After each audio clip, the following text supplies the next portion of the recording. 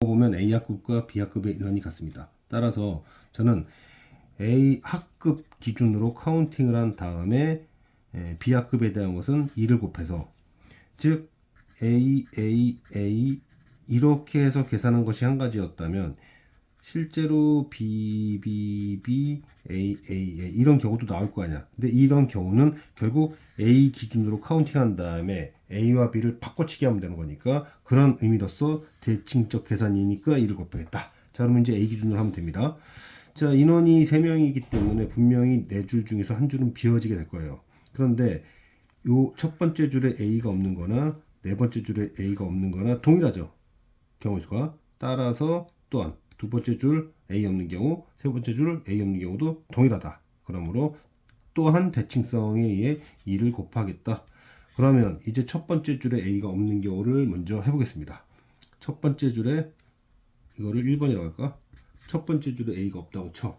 그러면 여기가 A 따져보는 거지. B가 이웃하지 않도록 C를 적당하게 배치를 해주면 되는데요.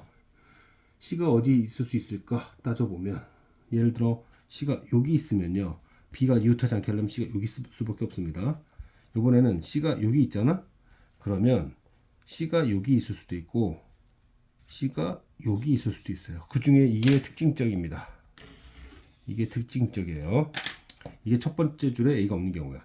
그러면 두 번째 줄에 A가 없는 경우는 따져보면 어떻게 배치를 할까? 두 번째 줄에 A가 없는 경우는 A 이렇게, 또 이렇게 둬서, 또 뭐가 있지? 이렇게 해서 C를 어떻게 배치할까? C가 이렇게 하면 B 이웃할 일이 없지. 근데 또 C가 이렇게 해도 B가 이웃할 일이 없고, 이번에는 C가 이렇게 되고 이렇게 돼야 되는 거지. 그러면 B가 이웃할 일이 없는 거예요. 자, 좀 무슨 계산을 하려고 하는 거냐면, 여기만 좀 다르더라 이거야. 뭐냐? 일단 구조에 대해서 저는 이제 두 번째 줄에 대한 걸 먼저 계산해 볼게요. 두 번째 줄을 계산해 보면 어차피 여기 A에도 번호가 있었을 것이고요. 각 학생별로. B도 그렇고 C도 그럴 거야. 그러면 3명 중에서 누가 여기 오냐라는 게 있을 테니까 3을 곱할 거고요. 이거는 이제 A 학급의 학생을 배치하는 겁니다. 그러면 C 학급은 뭐야? 같은 분단에 아무도 없네? 그러니까 2팩이 되는 거지. 그리고 B는 어차피 한 명 자리만 구별이 될 거고, 나머지 2명이 앉는 자리는 순서가 정해질 테니까 한 가지일 거 아니야. 그러니까 그게 세 가지고, 그런 녀석이 하나, 둘, 셋, 세 가지가 있었다 이렇게 할 거예요. 그런데 첫 번째 줄을 보면 다 똑같은데 여기가 문제야. 여기서 뭐가 문제냐면 C의 순서가 정해져 있기 때문에 얘처럼 2팩을 못해. 그러니까 C 2팩 그리고 B 안고, 그런 경우가 이 두 가지는 되는데 이쪽에서는 2팩이 아니라 한 가지더라 이거지. 그럼 결국 무슨 얘기냐? 두 번째 줄에 A 학급이 없는 경우와 첫 번째 줄에 A 학급이 없는 경우에 대해서, 여기가 얼마냐면 18가지잖아.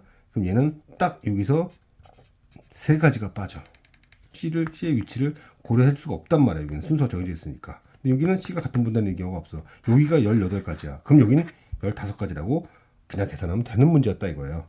2, 2, 4, 4, 3, 12가 되고 18, 33, 그래서 이게 396이 되는데, 이거를 복잡하게 푸는 경우들이 많이 있어서 제가 이제 얘기를 한 건데요. 다시 한번 얘기하겠지만, A 학급, B 학급의 대칭적 계산. 이제는 A 기준으로 해보자. A 기준으로 할 때 첫 번째 줄, 네 번째 줄에 A 학급이 없는 경우나 두 번째 줄, 세 번째 줄에 A 학급이 없는 경우 또 대칭적이니까 1을 곱한 거고, 그 다음 이거는 인원 배치를 이제 하기 시작하는 거예요.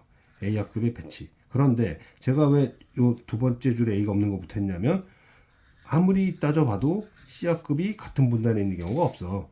그러니까 C학급의 배치와 그 다음 B학급의 배치, 그리고 다 경우가 같으니까 3을 곱해버릴 건데, 위쪽은 계산해보면 똑같을 것 같지만 딱 한 경우에 대해서만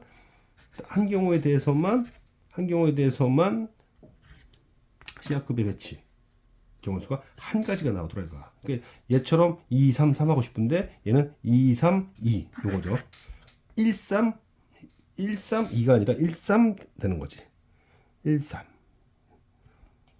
1, 3, 1이 되는 거죠. 그래서 여기가 12, 3, 15가 됐던 겁니다. 세 가지가 차이가 나는 거다. 이것만 잘 판단할 수 있으면 좋겠습니다. 둘의 차이점은 여기서 나타난다.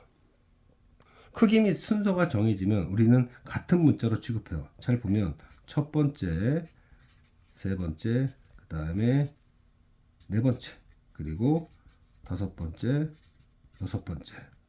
그래서 저는 얘네 둘을 같은 문자로, 얘네들도 같은 문자로. 근데 얘는 왜 뺐냐?